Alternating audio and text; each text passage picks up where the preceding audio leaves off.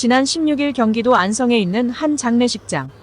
한국프로축구연맹 한웅수 부총재의 부친상으로 수많은 축구인과 관계자가 조문하며 화제가 되고 있습니다. 대한축구협회 정몽규 회장도 저녁 시간대에 빈소를 찾아 눈길을 끌었는데요. 정 회장은 한 부총재, 그리고 그의 가족을 위로한 뒤 자리에 앉았다가 주요 인사를 만났습니다. 그리고 자리를 뜰 때 주변에 있던 조문객과 일일이 악수하며 죄송하다는 말을 한 것으로 알려졌습니다. 최근 대표팀 감독 선임 과정에서 발생한 논란을 비롯해 KFA를 둘러싼 각종 잡음을 의식한 발언으로 풀이되는데요. 당시 장례식장에 있던 한 축구계 관계자는 정 회장께서 인사할 때마다 죄송하다고 말했다고 합니다. 아무래도 축구계가 뒤숭숭한 만큼 수장으로 미안한 마음을 표시하려는 것 같더라고 귀띔했습니다. 그럼에도 다수 축구인은 아쉬운 목소리를 냈습니다. 한국 축구 수장이 상갓집에서 사죄할 게 아니라 대중 앞에서 해명이든 용서든 대국민 메시지를 내달라는 의미입니다. 또 다른 관계자는 지금 한국 축구를 바라보는 시선이 단순히 팬의 비판만이 아니지 않느냐. 축구계는 그야말로 쑥대밭이 나 있다. 이를 조금이라도 정리하고 앞으로 나아갈 만한 그림을 만들려면 회장이 나서서 수습해야 한다고 목소리를 냈습니다. 다수 축구인이 오간 장례식장에서는 단연 최근 KFA를 둘러싼 얘기가 오갔습니다. 그중 KFA의 안이한 행정 속 축구인조차 두 동강난 얘기가 곳곳에서 나왔습니다. 대표팀 감독 선임을 주도하는 전력강화위원회 위원으로 활동한 전 국가대표 박주호의 소신 발언이 시작점이었습니다. 그 후 이영표, 박지성, 이동국 등 축구계 스타가 비판 여론에 동참했습니다. 그러나 이들 중엔 KFA 역사상 최대 헛발질로 기록되는 승부조작범을 포함한 범죄 축구인 기습 사면 파동 때 휘말린 축구인도 있고 주요 직책을 제안받았으나 거절한 이도 있습니다. 책임지는 자리는 회피하면서 인기영합주의적 발언을 한 축구인이 존재하는 게 사실입니다. 이를 비판하는 축구인이 따르면서 한국 축구 전체가 내분 조짐을 보이고 있습니다. 여기에 상급기관인 문화체육관광부에서 이례적으로 대표팀 선임 과정을 비롯해 KFA 운영 전반을 직접 조사하겠다고 공표했습니다. 정치권의 비판 목소리도 끊이지 않는데요. 자연스럽게 정 회장에게 시선이 쏠리고 있습니다.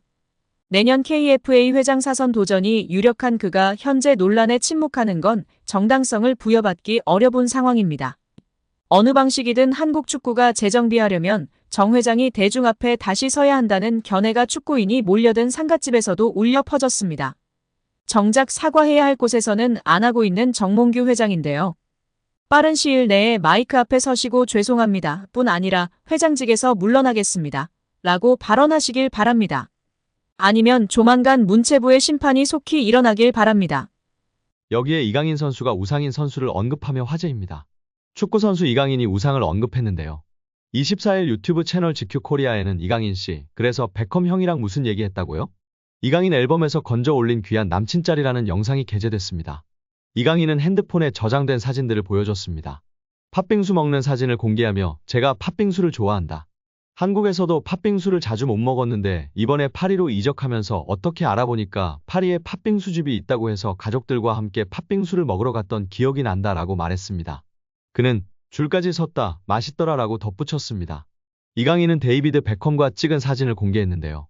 그는 경기장에 도착을 했는데 베컴 레전드 선수가 있더라라며 그래서 같이 촬영을 하고 그 이후에 사진을 찍게 됐다. 그때 넷플릭스에 베컴 다큐가 나왔었다.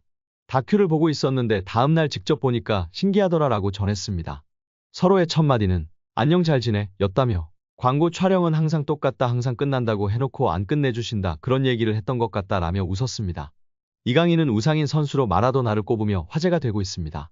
그는 마라도나 선수의 플레이나 영상을 너무 많이 봐가지고 항상 우상으로 생각하고 항상 그 선수처럼 플레이하고 싶다는 생각이 있었던 것 같다. 너무 많은 선수분들이 있지만 그래도 저는 어렸을 때부터 항상 마라도나가 제 우상이었기 때문에 저에게는 제일 큰 영향을 준 레전드 축구 선수이지 않나 생각한다 라고 밝혔습니다. 이를 통해 많은 축구 전문가들이 메시의 드리블과 이강인의 드리블이 닮았다고 이야기하는 공통분모가 바로 마라도나라고 입을 모으고 있는데요. 어린 시절 이강인의 아버지는 마라도나의 팬이었다고 알려져 있습니다. 자연스럽게 마라도나의 영상을 봐왔고 익숙했다고 전했는데요. 그런 이강인 선수가 왼발을 쓰고 스페인에서 축구를 하면서 당연히 마라도나와 스페인 축구의 영향을 받을 수밖에 없었을 것 같습니다. 메시 또한 아르헨티나의 전설 마라도나가 우상이라고 밝혔었죠. 자연스럽게 마라도나의 발자취를 따라가고 있는 두 선수기이기 때문에 우리 이강인 선수의 플레이가 메시를 닮았다는 이야기를 듣는 것 같다고 전문가들이 평가하곤 했습니다. 이어 이강인 선수는 마라도나 선수의 축구의 모든 점을 담고 싶다. 제일 좋아하는 플레이 스타일을 가진 선수였고 리더십이나 그런 부분에서도 엄청 강력했다는 얘기를 들어가지고 저한테 제일 영향이 컸던 것 같다라고 덧붙였습니다. 또한 축구선수 정우영, 송민규와 찍은 사진을 공개하며 크리스마스 휴가를 다 받아가지고 우영이 형이랑 민규 형이 파리로 와서 같이 저녁을 먹었다라고 밝혔습니다. 이강인은 우영이 형이 강아지를 키우는데 너무 귀엽더라. 강아지가 하나도 안 짖고 너무 순하고 애교도 엄청 많았다. 저도 강아지를 키워보고 싶은 마음은 있는데 쉽지 않더라라고 말했습니다. 이강인은 정우영, 송민규와 한국 축구와 독일 축구에 대해 얘기를 나눴고 서로의 고민도 들어줬다고 밝혔습니다. 그러면서 제 주변에 사람이 많이 없다.